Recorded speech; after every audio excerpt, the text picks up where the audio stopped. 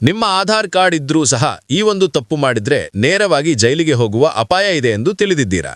ಹೌದು ಸ್ನೇಹಿತರೆ, ಇಂದು ನಾವು ಮಾತನಾಡೋದು ಆಧಾರ್ ಕಾರ್ಡ್ ಸಂಬಂಧಿಸಿದ ಅತ್ಯಂತ ಕಟ್ಟುನಿಟ್ಟಾದ ಹೊಸ ನಿಯಮಗಳ ಬಗ್ಗೆ ಮತ್ತು ಯಾವ ತಪ್ಪುಗಳು ನಿಮ್ಮನ್ನು ಗಂಭೀರ ಕಾನೂನು ತೊಂದರೆಗೆ ಸಿಲುಕಿಸಬಹುದು ಎಂಬುದರ ಬಗ್ಗೆ.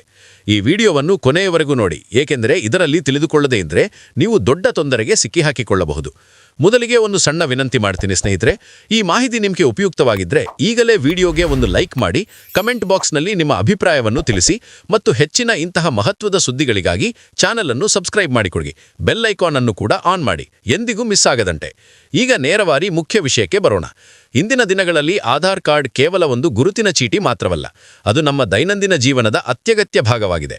ಬ್ಯಾಂಕ್ ಖಾತೆ ತೆರೆಯುವುದರಿಂದ ಹಿಡಿದು ಮೊಬೈಲ್ ಸಿಮ್ ಪಡೆಯುವುದು, ರೇಷನ್ ಕಾರ್ಡ್, PF ಲಿಂಕ್ ಮಾಡುವುದು, tax filing, PAN card link ಎಲ್ಲಕ್ಕೂ ಆಧಾರ್ ಅತ್ಯಗತ್ಯವಾಗಿದೆ.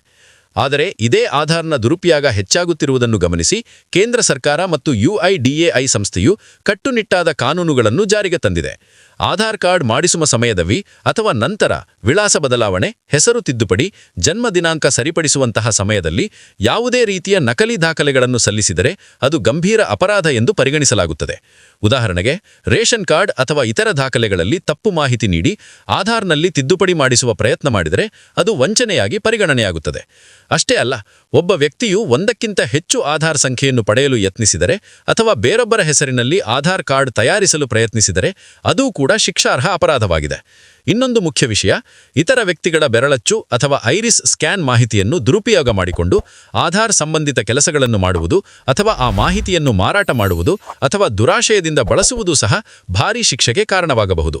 ಆಧಾರ್ ಕಾಯ್ದೆಯ ಸೆಕ್ಷನ್ 34 ಮತ್ತು 35ರ ಅಡಿಯಲ್ಲಿ ಇಂತಹ ಎಲ್ಲಾ ರೀತಿಯ ತಪ್ಪುಗಳಿಗೆ ಕಠಿಣ ಶಿಕ್ಷೆಯ ವ್ಯವಸ್ಥೆ ಇದೆ.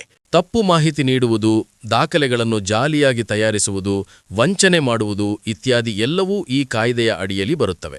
ಒಂದು ವೇಳೆ ಇಂತಹ ಅಪರಾಧ ಸಾಬೀತಾದರೆ 3 ವರ್ಷದಿಂದ 10 ವರ್ಷದವರೆಗೆ ಜೈಲು ಶಿಕ್ಷೆಯ ಜೊತೆಗೆ ಭಾರೀ ಮೊತ್ತದ ದಂಡವನ್ನು ವಿಧಿಸಬಹುದು.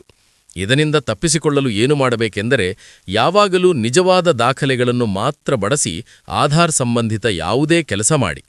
ಆಧಾರ್ ಕೇಂದ್ರಕ್ಕೆ ಹೋದಾಗ ಎಲ್ಲಾ ಮಾಹಿತಿಯನ್ನು ಸರಿಯಾಗಿ ಪರಿಶೀಲಿಸಿ ಸಲ್ಲಿಸಿ ಮತ್ತು ಯಾವುದೇ ಮಧ್ಯವರ್ತಿಗಳ ಮೂಲಕ ತಿದ್ದುಪಡಿ ಮಾಡಿಸುವುದನ್ನು ತಪ್ಪಿಸಿ. ಏಕೆಂದರೆ ಅನೇಕ ಸಾರಿ ಅಂತಹ ಮಧ್ಯವರ್ತಿಗಳೇ ನಕಲಿ ದಾಖಲೆಗಳನ್ನು ಬಳಸಿ ಮೋಸ ಮಾಡುತ್ತಾರೆ ಮತ್ತು ನಿಮ್ಮ ಮೇಲೆಯೇ ಆರೋಪ ಬರುತ್ತದೆ. ಇದಲ್ಲದೆ ನಿಮ್ಮ ಆಧಾರ್ ಸಂಖ್ಯೆಯನ್ನು ಅಗತ್ಯವಿಲ್ಲದವರಿಗೆ ಕೊಡಬೇಡಿ ಮತ್ತು ಯಾವುದೇ ಅನುಮಾನಾಸ್ಪದ ವೆಬ್ಸೈಟ್ಗಳಲ್ಲಿ ಆಧಾರ್ ವಿವರಗಳನ್ನು ನಮೂದಿಸಬೇಡಿ. ಇತ್ತೀಚಿನ ದಿನಗಳಲ್ಲಿ ಆಧಾರ್ ದುರ್ಬಳಕೆಯಿಂದ ನಡೆಯುತ್ತಿರುವ ವಂಚನೆಗಳು ಹೆಚ್ಚಾಗಿವೆ. ಆದ್ದರಿಂದ ಸರ್ಕಾರಿ ಅಧಿಕೃತ ಪೋರ್ಟಲ್ ಮೂಲಕವಷ್ಟೇ ಕೆಲಸ ಮಾಡಿ.